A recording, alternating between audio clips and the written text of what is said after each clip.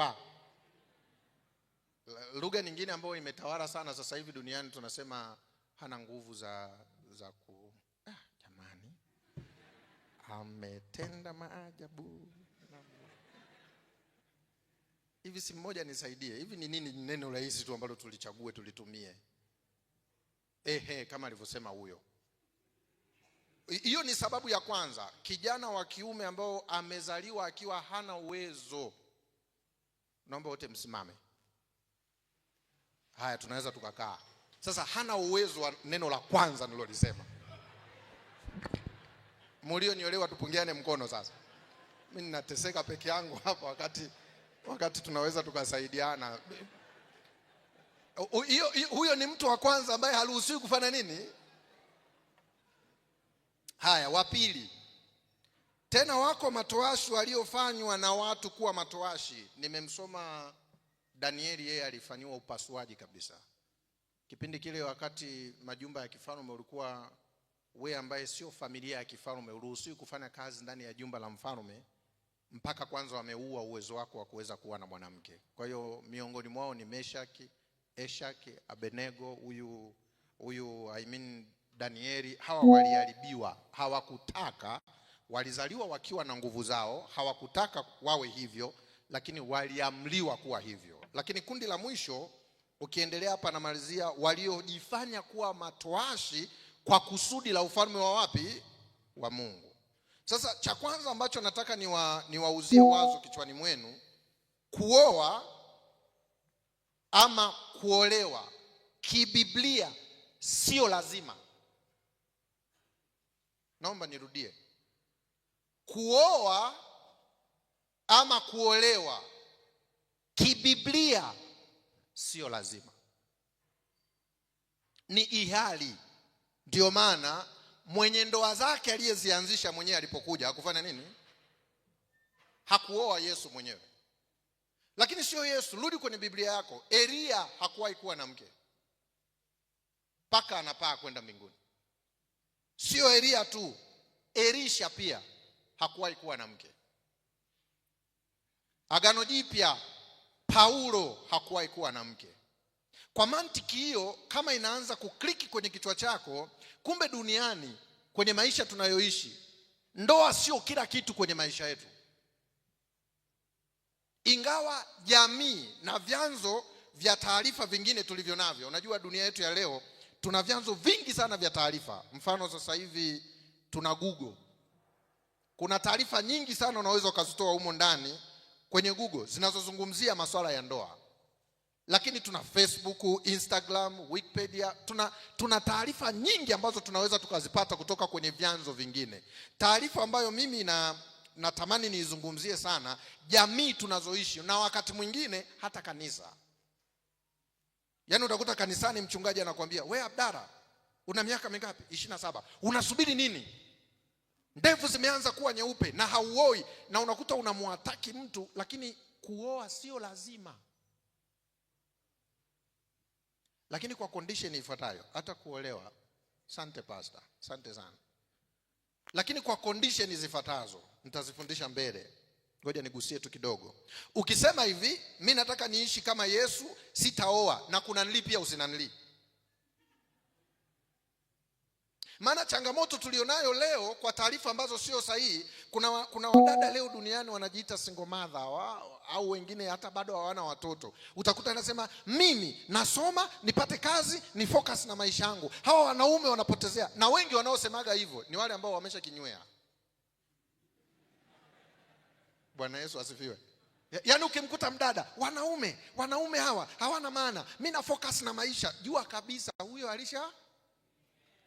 alishapiga ameshatandikwa mapigo yake kadhaa. Ndio maana anafikia hiyo point. Sasa ukisema hivi, sitaki kuolewa, sitaki kuoa, nataka niishi, maana yake pia usiimbe kwaya, maana kwaya lazima iwe na usajili. Sasa tuna watu leo duniani wanasema hivi, "Mimi sitaki kuingia kwenye ndoa," lakini kwaya anafanyaje? Yaani wewe ni chizi nafuya aliyo kwenye ndoa ambao sio nzuri. Kwa sababu ukisema kwaya unaimba, alafu hutaki kuolewa, maana yake kinachopatikana kwenye ndoa wewe unafanyaje? maana yake umeolewa. Tena wewe umeolewa na watu wengi, kwa sababu wanaoimba nyimbo hizi kuna wakati hata kwenye kwaya moja, so utakuta kwaya moja mmesajiliwa, lakini ndani ya kwaya kuna vikundi pia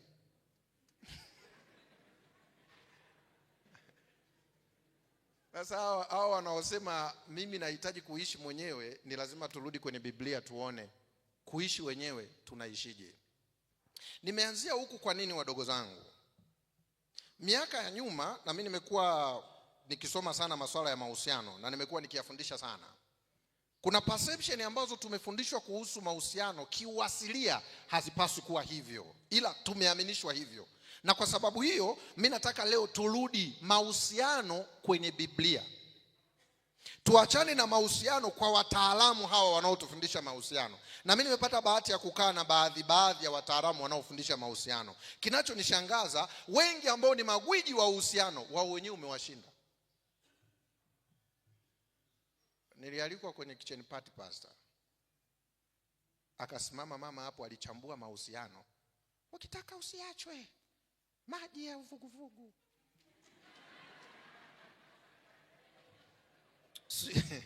Mweke sijui na Eriki.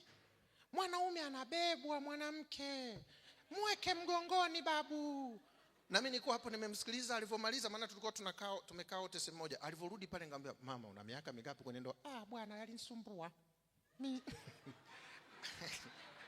Yaani yeye mume wake kafanyaje?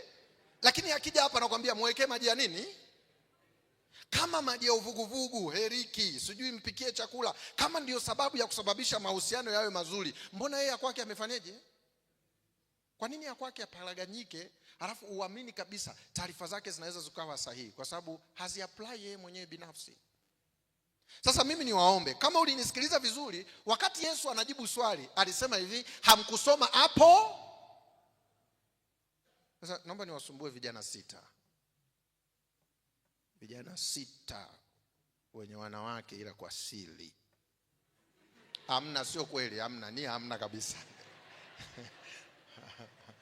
1, 2, 3, 4, 5 na wewe utakuwa wa mwisho wa 6. Washaini ya 6 1, 2, 3, 4, 5, 6.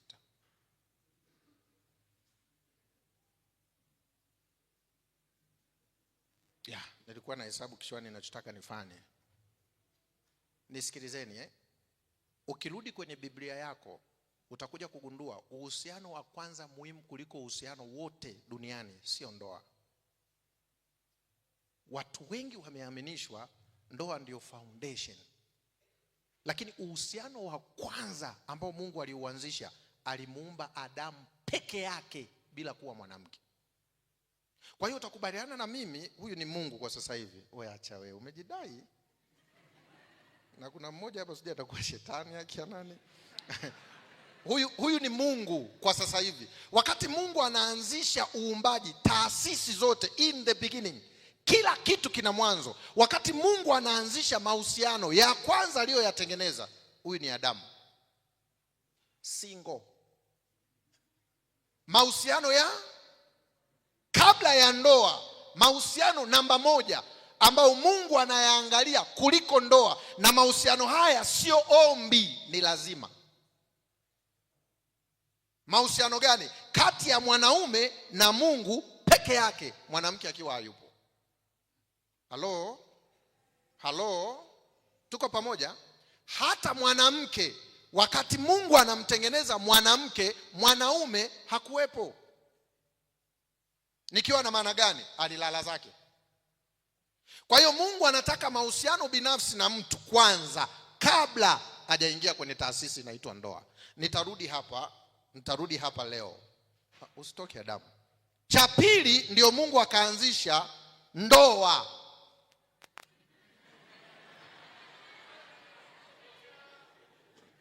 Nani anayeandika majina ya wanaocheka? Sogea mbele kidogo mdogo wangu. Hapo. Sikiliza. Foundation, msingi wa kwanza, Mungu mwenyewe. Kwa nini? Ana plani zote ziko wapi? Akatoa plani yake ya kwanza. Na nisikilize, hii plani ya kwanza Mungu anaotoa hahitaji suggestion yoyote kutoka kwako. Ni mapenzi yake yeye anavyotaka.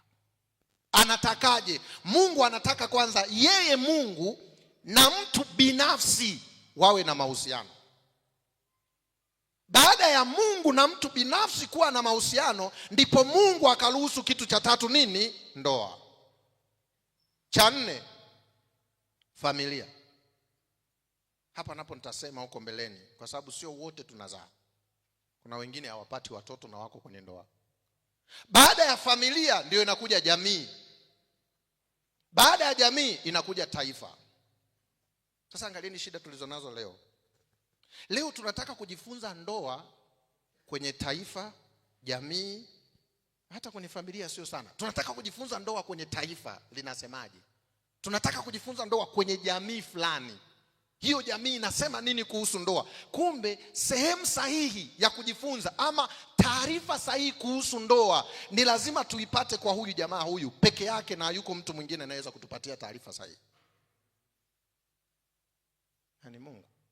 Njoo Mungu. Njoo mwaya. Njoo Mungu. Alafu huko mbele walikuja wanaume tupo Adamu. Usije. Shuka huko chini, kachague binti mmoja Ametenda maajabu na siwezi kueleza. Siwezi kueleza. Wacha we.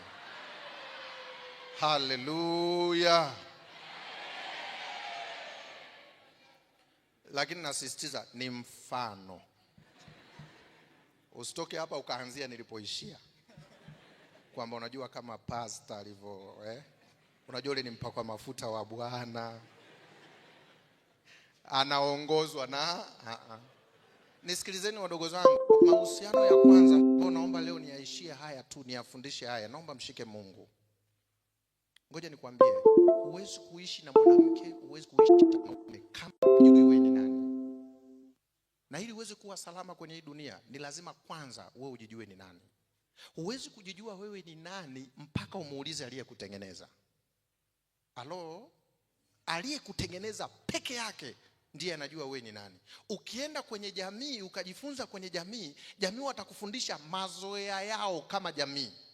Lakini ukienda kwa Mungu mwenyewe peke yake ndiye anayejua kwamba ndoa ni nini. Kwa hiyo cha kwanza ambacho unapaswa ukitafuta uliyekaa hapa, usitafute mwenzi. Mtafute kwanza nani? Mungu. Hebu fungua Biblia yako ni kusurprise kitu kimoja. Mwanzo 2 fungu la 18. Mwanzo 2:18. Mwanzo 2 fungu la 18. Umefika? Kiswahili. Bwana Mungu akasema, si vema mtu huyu awe. Halo? Aliyesema ni nani? Wakati wako Mungu na Adamu. Adamu hakuwahi kuhitaji mtu mwingine. Adamu hakuwahi kutaka mke. Hata kama Mungu angempa wazo, Adamu unataka nikutengenezee mwenzio, aweje? Wewe unafikiri angesema mwanamke alivyo? Adamu alikuwa anajua kwamba mwanamke anapaswa awe na chakula cha watoto kikubwa? Alikuwa hajui. Kwa hiyo ili neno linalosemwa hapa sio neno analolitaka Adamu. No, ni neno analolitaka nani? Mungu. Mungu ndo anasema hivi, kwa sababu huyu jamaa nina mahusiano naye, na kwa sababu nina mahusiano naye hapaswi awe. Samanini nisisitize hapa mnielewe. Kipindi hichi Adamu ni bikra. Mmecheka mkijuaga tu wanawake peke yenu ndio bikra, na sisi ni bikra vile vile. Msije mkajisahau mkajikuta ni nyinyi. Mwanamke ni bikra ni mwanamke ambaye hajawahi kuingiliwa na mwanaume. Mwanaume ambaye hajawahi kumwingilia mwanamke ni bikra. Mmetuzidi kitu kadogo tu kale. Na sio mmetuzidi by the way, ni sisi ndo tuliwazaa. Si mnakumbuka mlitoka wapi? Cha kwanza muhimu sana kuliko vyote wadogo zangu, huyu Adamu hapa hana demu, hana mchepuko, hana yeyote na hana mpango naye. Yaani hapa Adamu ukimuuliza Bwana unataka nini, akwambia yule ataitwa simba, yule tembo, yule panzi, yule ng'ombe. Hana issue za mahusiano hata doti hili. Wadogo zangu, kipindi unayahitaji mahusiano ni kipindi ambacho haufai kuwa kwenye mahusiano. Nani amenielewa? Nipungie mkono. Yaani kipindi unachosema hivi, siwezi kuishi peke yangu, mimi nimechoka maisha haya, kipindi hicho haufai kuwa kwenye nini? Kwenye mahusiano. Kwa nini? Kwa sababu you are not single. Kwa nini? Mahusiano hakuyataka mtu. Mahusiano ya mtu kwa mtu aliyataka Mungu mwenyewe. Sikiliza. Mahusiano ya kwanza ya Mungu na mtu aliyeyataka ni Mungu. Mungu alipoona haya mahusiano yako vizuri, Mungu akataka mahusiano ya pili. Mungu akasema si vema Adamu awe peke yake, na mtengeneza mtu wa pili.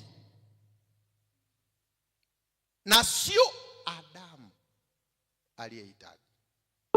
Sasa langu kwako wewe tunaoishi leo, nini kinakuendesha kwenye maisha yako sasa hivi kuhusu mahusiano? Hivi unajua kuna watu wengi sana ambition zetu ni mahusiano kuliko hata sisi wenyewe.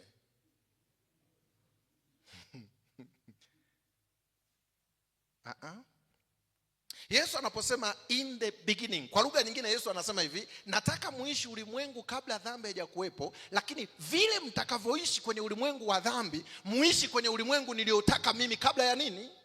Nategemea kijana huyu wa kiume mpaka sasa umri huu alionao huyu hajawahi kuwa na mahusiano ya kingono na mwanamke yoyote. Ni chache. Najua lazima tuziwe chache. Unafikiri zinaweza zikawa nyingi? Zinaanzaje kwa mfano?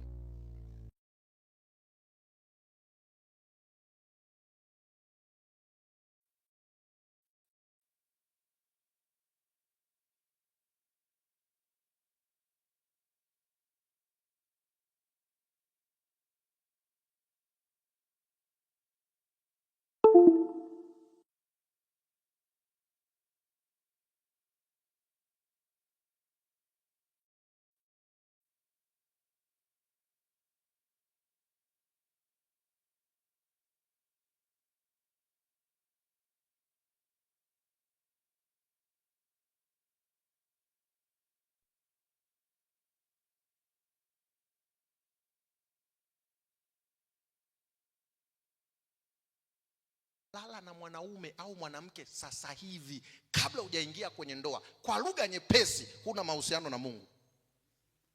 Naomba tukate ya mahusiano. Na kama hauna mahusiano na Mungu, maana yake una ugeni, una mahusiano na shetani. Yaani tumebadilisha.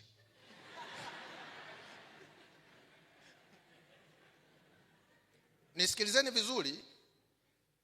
Kama kijana wa kiume uko chuo, unaweza kuintroduce mahusiano ya kingono, maana yake wewe umheshimu nani? Sasa swali liko hapa, kama mtu amheshimu Mungu, atakuheshimu wewe? Mungu aliyeniumba simheshimu. Mungu ananiambia usiimbe kwaya mpaka usajiliwe. Mimi naambia Mungu, wewe najaribu kwanza sauti zangu ziko sawa? Kwa mantikio, huyu kijana anapokwenda kulala na mwanamke ambao sio mke wake, maana yake amevunja mahusiano na Mungu, hafai kuwa mume. Na ngoja niwaambie wadogo zangu, Mungu atusaidie, especially ninyi mlio chuo, tena ninyi mnaojiita wa Kristo. Mungu atusaidie. Wengi wetu sisi ni wanafiki. Wengine tunasimama mpaka hapa na tuna position kubwa, lakini trust me, hatuna Mungu, ila tuna mazoea ya dini tulizo nazo. Na ndio maana mahusiano leo yanawatesa. Kwa nini yanakutesa? Kwa sababu wewe unatafuta mtu baada ya kutafuta Mungu, alafu Mungu aseme hivi, is not good for a man to be alone. Wewe sasa hivi una struggle mwenyewe kutafuta. Na nitakwambia kwa nini unatafuta mwenyewe. Nisikilize. Kwa nini unatafuta mwenyewe? Nakubaliana kabisa na nyinyi wote mliokuweko hapa. Sababu kubwa ya ndoa na kinachotofautisha na mahusiano mengine ni kunanili. Bwana Yesu asifiwe. Yaani kesho nitazungumzia neno alone na single. Lakini nisikilize hili. Kunanili peke yake ndio kunanitofautisha mimi na mke wangu na mahusiano ya watu wengine duniani. Nisikilize, wakati Mungu anamuumba Adamu, alimchukua kwenye mavumbi ya nini? Asante. Mavumbi ya ardhi, akamtengeneza Adamu. Mungu hataki tena kurudi kwenye mavumbi ya ardhi. Akamtoa mwanamke ndani ya nani? ya Adamu huyo hapa. Mungu pia hataki tena kurudi kwa Adamu akatoa wengine. Mungu akatengeneza mfumo, Adamu akampa A, huyo akampa B. Alafu akawaambia hivi, mkikubaliana mkaingia kwenye taasisi ya ndoa, mnisaidie ili zoezi la kuijaza nini? Tunaijazaje? Kwa sababu nimewapa opposite sex. Kwa hiyo kwa nini yani Kiswahili hichi, unaona nikisema sex hata hakuna shida. Sema Kiswahili uone. Yaani Kiswahili, unajua Kiingereza kuna maneno magumu unaweza kusema hapa pasta hata watu wasishtuke. Yaani unaweza kusema anas, ameshtuka mtu hapa. Sema Kiswahili sasa uone. Sema uone, utaona balaa lake hapo. Shindwa katika jina lake.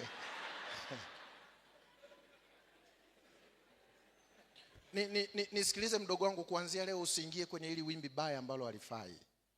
Kusudi la ndoa ni kwa sababu Mungu alikuwa hataki kurudi tena kwenye ubavu wa Adam, na Mungu alikuwa hataki tena kurudi kwenye ardhi. Mungu akatengeneza mfumo endelevu. Huyu mama akapewa mfuko wa uzazi, hiki kidume kikapewa mbegu. Hawa wawili wakichaguana kwamba nimeamua huyu atakuwa wa kwangu, wakaingia kwenye taasisi inaitwa ndoa, wataanza kufanya lile tendo. Kusudi la Mungu kwenye lile tendo ni kuijaza nini? Msikilize vizuri, Mungu nataka watu wafanye tendo la ndoa ili wajaze dunia. Alafu Mungu akaongeza kitu kingine, akasema naweka niiteje, sijui ni bakshishi, sijui niiteje. Hivi yai la kuchemsha unaweza ukala bila chumvi lakini ukiweka chumvi si kuna kitu kanaongezeka Mungu akaweka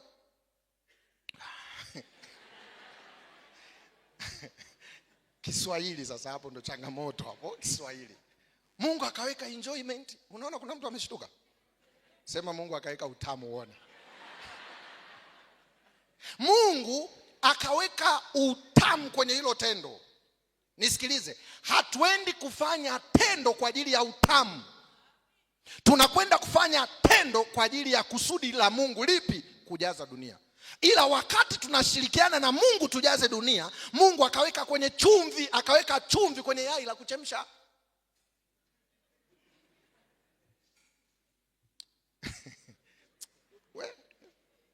Yai la kuchemsha ulipasua hivi, ulikate pata, alafu uwe na kale kakukumutia chumvi, mnakajua kale. Uweke sha.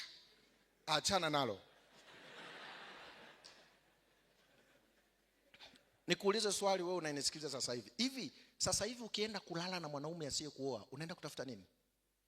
Enjoyment, but not purpose. Na ndio maana leo kijana mmoja wa kiume ana wasichana 7. Afu angalia tulivyokuwa wapumbavu, nitaisema mbeleni.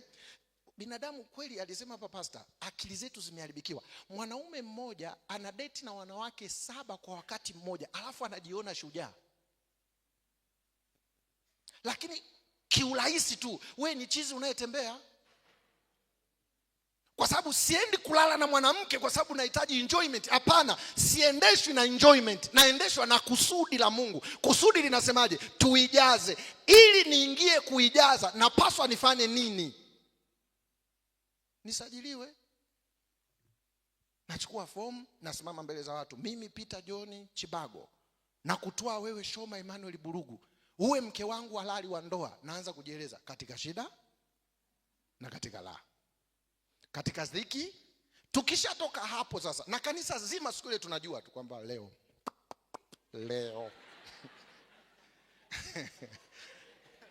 hivi. Unajua tukiwa tunafungisha ndoa utakuta mchungaji anasema, haya anayemtoa huyu binti aje. Wewe unafikiri mzazi wako anayekuja kutoa hajui? Anakuja pale anajua kabisa leo. Na atasimama hapa mbele, mimi Abdalla Ramadhani Shahibu namtoa binti yangu Hanita Shahibu kwa kijana huyu, na baba anajua kabisa leo ni leo.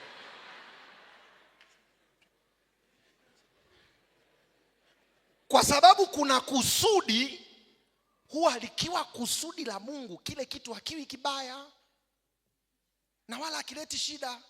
Lakini shida inakuja hapa pindi unapofanya nje na kusudi. Sasa leo vijana wengi, especially nyinyi mliokuwa chuoni, mnisamee wadogo zangu. Na ndio maana hata hapa vioni ukienda unakutana na matangazo pale mnayaonaga sijui na nini. Nimeenda hapa chuo cha kwanza, nimeenda hiki na hiki, lazima ukutane na mkebe pale unakondoa. Zinaitwaje? Kondoa zinaitwaje sasa? Kwa sababu watu tumetoka kwenye lengo la Mungu. Sasa hivi watu tunafanya sex kwa ajili ya enjoyment, sio purpose. Lakini kijana aliyejifungamanisha na Mungu, kijana wa kiume aliyejifungamanisha na Mungu, haendeshwi na enjoyment. Hana pressure na enjoyment. Anaendeshwa na kusudi. Hivi Mungu ana kusudi gani kwenye tendo la ndoa? Mungu kusudi lake ni ipi? Ni kulipopulate health. Okay, napaswa niingieje, nilifanye? Napaswa 1, 2, 3. Ndipo anachukua hatua, anaingia kwenye ndoa. Lakini kijana yoyote wa kike au wa kiume unayelala na mwanaume mwingine au mwanamke yoyote yule kabla ya ndoa, trust me, una matatizo wewe. Alafu kwenye makambi mnawashtaki wenzenu. Pastor tusaidie, hawa wanaume wa Kisabato wanatuchezea. Hivi wanawachezea au mnachezeana? Alikuja na bunduki kwamba kaka utatoa utoi, kaka utatoa. Alikuja na hakuja na bunduki.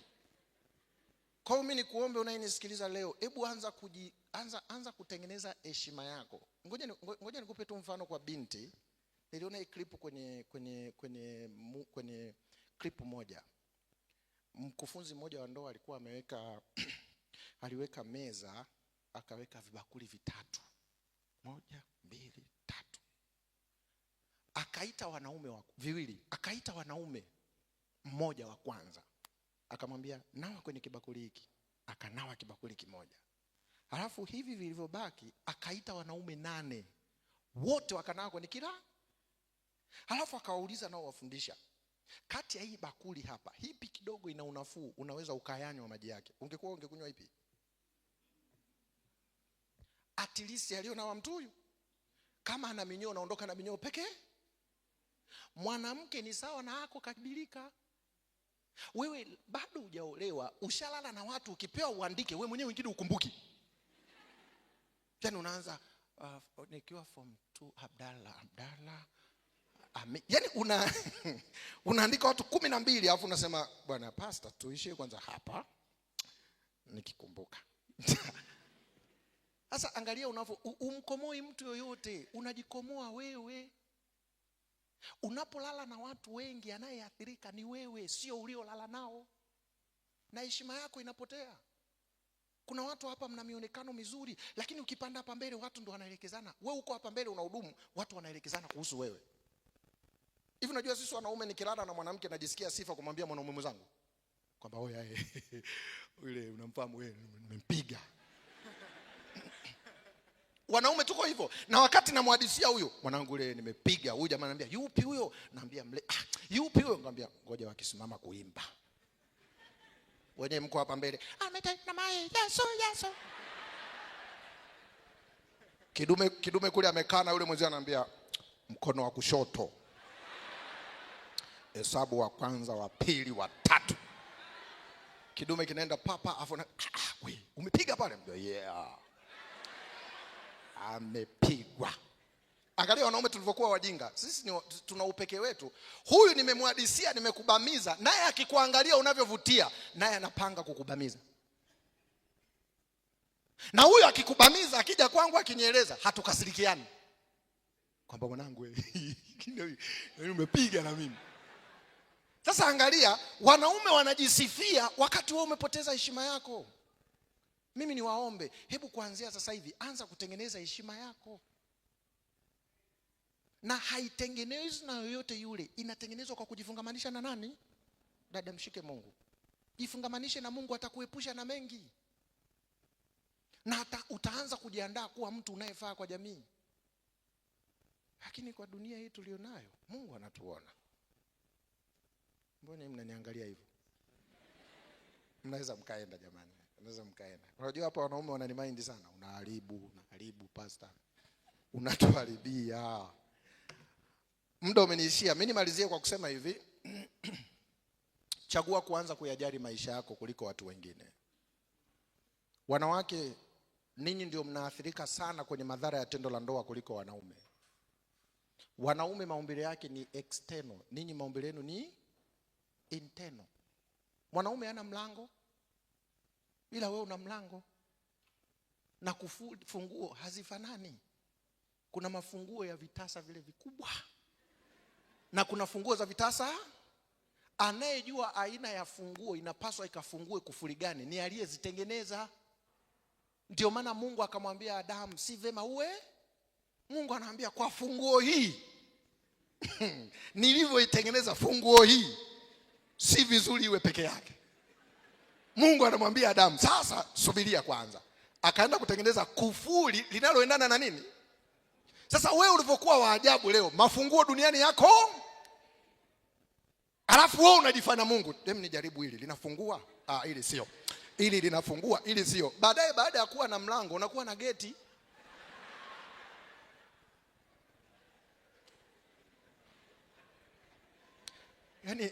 Yaani mnacheka kama mazuri. Jamani, Mungu awabariki sana. Asanteni. Tuinamishe vichwa tuombe. Asante Yesu. Tunakusihi sana kwa mapenzi yako. Ni vizuri sana kujua kusudi la ndoa. Ulimwengu tulio nao sasa umegafirika sana. Dunia imetanga mbali kwa kuenenda kinyume na makusudi ulionayo. Vijana wengi wana misukumo ya kingono, na kwa sababu wanahitaji furaha ya tendo la ndoa. Lakini Kristo, tumesahau kusudi ulilolianzisha kwenye hiyo taasisi. Tulioinamisha vichwa vyetu sasa, ni wewe peke yako unayetufahamu. Na kwa sababu ni Mungu unayesoma ndani ya mioyo yetu, ikiwa wako miongoni mwetu walioharibu mahusiano yao na wewe na kufanya vitu ambavyo ni kinyume nawe na kujifedhesha, hebu kwa kile tulichojifunza leo tusamehe. Tutakase Kristo na utusimamishe tukiwa wapya. Tusiendeshwe na ulimwengu, lakini mahusiano binafsi ya kati yetu sisi na wewe yakawe sababu njema ya kujenga tabia zetu na utukufu wako kaonekane katika maisha yetu. Nimeomba kwa imani katika jina lako Yesu. Amen.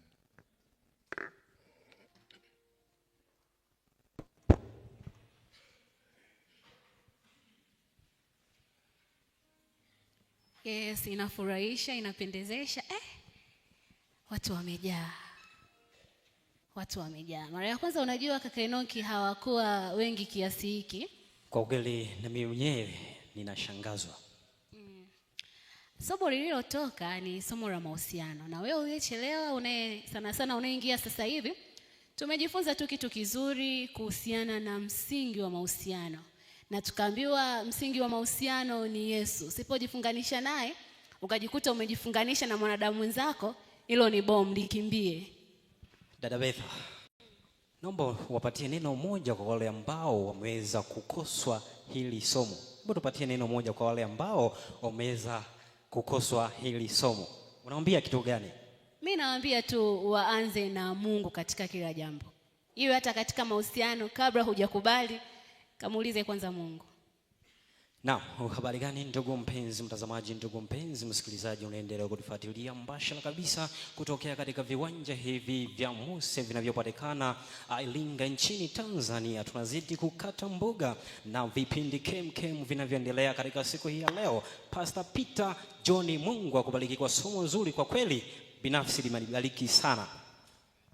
Na kwa sasa hivi kipindi kinachofuata si kingine ila tunagawanyika katika warsha zetu mbalimbali, na tayari facilitators wameshafika kuendelea kujifunza, kuendelea kukua katika warsha hizo tulizozichagua. Lakini kabla hatujaondoka, kuna mabadiliko kidogo tu ambayo tunatamani tuyaweke sawa ili pia mambo yaweze kwenda sawa. Kwa wale darasa la muziki ambao tulizoea kukaa upande wa pale, kwa sasa hivi darasa letu litahamia juu. Kuanzia leo tutakuwa juu. Kwa tutakapotoka hapa darasa la muziki tutaenda kule juu. Wale watu wa leadership sisi tutashuka chini na kukaa sehemu walipokuwa wanakaa watu wa falsafa ya muziki. Na wale watu wa digital evangelism sisi tutaondoka na kwenda kwenye chumba pale nje walipokuwa wanakaa watu wa economic mindset. Na watu wa economic mindset tutakuja kuketi kwa hapa mbele. Na ulikuwa nami mwanzo hadi mwisho. Mimi Ni Enoki Daudi, mjukuu wa Peter, nikiambatana na dada yangu Betha. Dada Betha, kwa kweli jimbo lipo wazi. Bwana Yesu asifiwe. Bwana ni mwema. Na pia nipende, kuna simu imepotea. Kama kuna mtu ameweza kuokota simu, tafadhali tutumie hekima, mnaweza ukaniona. Na pia kuna kitambulisho.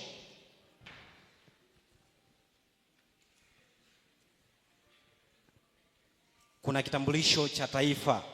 Flora Cosmas, tafadhali unaweza ukaniona. Tuzidi tu kukumbushana kuwa mlinzi wa mwenzako. Unapotoka weka vitu vyako sawa ili kuepuka kupoteza vitu na mambo mengine kwenda vibaya katika mkutano huu. Mungu awabariki sana. Amina. Na pia nipende kuwakumbushia kwa wale labda unaweza kukuta unaokota kitu ambacho sio chako, tafadhali unaweza kutuona ili kiweze kumfikia muhusika. Mungu na wabariki, muwe na usikivu mwema.